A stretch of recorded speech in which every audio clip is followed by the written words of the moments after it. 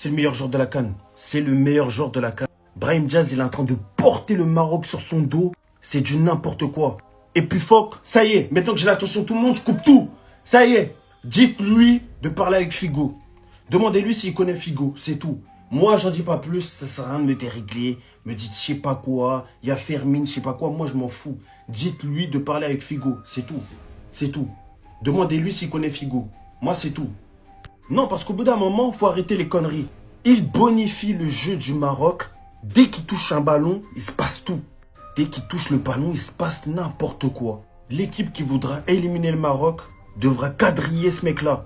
Parce que je l'ai répété la dernière fois, ça m'a déréglé. Ça m'a dit, ouais, c'est un défunt, c'est un défunt. Mais je pense réellement que sur une marge de 1 à 100, en termes de talent, Brahim Diaz, je dirais qu'il a quand même 25% du talent de Maradona. Il y a des gestes qu'il fait. Moi, j'ai vu ça que dans les highlights de Maradona. Désolé. Voilà. Désolé. J'en ai marre. Moi, je coupe tout, moi. C'est le meilleur joueur de la CAN, je le redis encore. Dites-moi ce que vous avez pensé de son match et... vas-y, frère. C'était Jorginho du Brasil. Bao.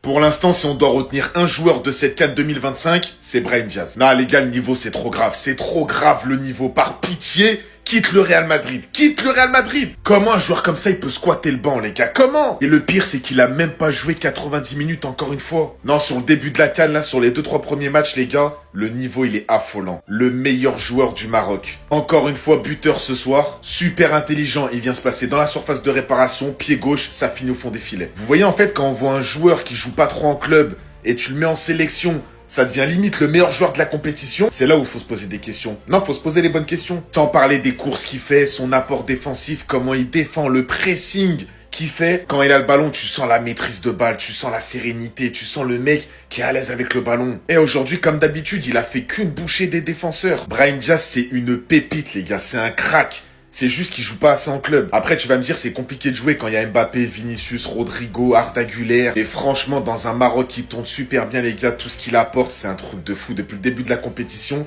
il est en pétard. Il est en feu, Brahim Diaz. Brahim. Brahim. Brahim. Brahim. Te amo grande. Jugador el fútbol qui respire la passion. La grande passion. Toi, tu fais partie de notre cercle, tu t'assois à côté de nous et tu nous racontes ce que c'est que la grande passion del football. Et pour un joueur qui a eu tellement peu de temps de jeu au Real Madrid sur ce début de saison, venir à la CAN et te faire 3 premiers matchs de cette facture-là, c'est tout simplement exceptionnel. 3 buts dans les 3 premiers matchs. Une première depuis 50 ans. Pour un joueur marocain. Et en plus, c'est lui leader. Et il le montre. Il se cache pas. Alors que c'est un joueur qui est en manque de rythme total. C'est ça qui est d'autant plus fort pour moi et qu'il faut souligner chez Brahim Diaz et chez ses performances. C'est que c'est un mec qui a pas de rythme. Et qui te sort malgré tout des performances exceptionnelles. Où techniquement il est au-dessus de la mêlée. Il fait des choses incroyables avec le ballon, il se balade, il a une polyvalence, il bouge partout sur le terrain, il donne les ballons, il propose sans cesse derrière. C'est exceptionnel. Mettons énormément de respect sur la phase de poule de Brahim Diaz en n'ayant aucun rythme. C'est fabuleux. Je suis choqué.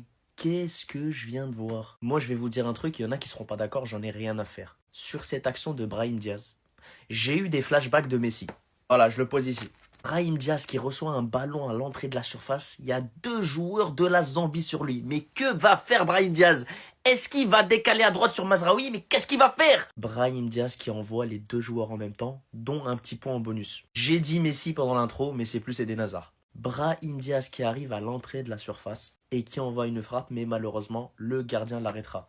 À ce moment-là, ça faisait 2-0 pour le Maroc et Brahim Diaz avait déjà marqué un but. Mais les gars, ce genre d'action, il n'y a que l'élite qui peut faire ça. Il n'y a que les gens qui savent bien traiter un ballon qui savent faire ça. Il y a très peu de gens dans le monde qui savent aussi bien s'occuper d'un ballon. Demandez à un ballon de foot ce qu'il en pense, il vous dira. Brahim Diaz, c'est un mec qui sait chouchouter la balle. Tu lui donnes un ballon, il en prend soin. Il l'emmène au resto, il lui achète des sapes. Il le rend beau gosse, bref, il lui fait tout. Et ce genre de joueurs qui savent aussi bien s'occuper de la balle, c'est très rare dans le football, les gars. Les Messi, les Neymar, les Hazard, je suis pas en train de dire qu'il a leur niveau, mais au niveau du toucher de balle, moi je vois des similitudes. Moi, je vois des rapprochements et je suis même pas marocain, j'en ai rien à faire. Je suis juste un fan de foot, les gars, c'est tout.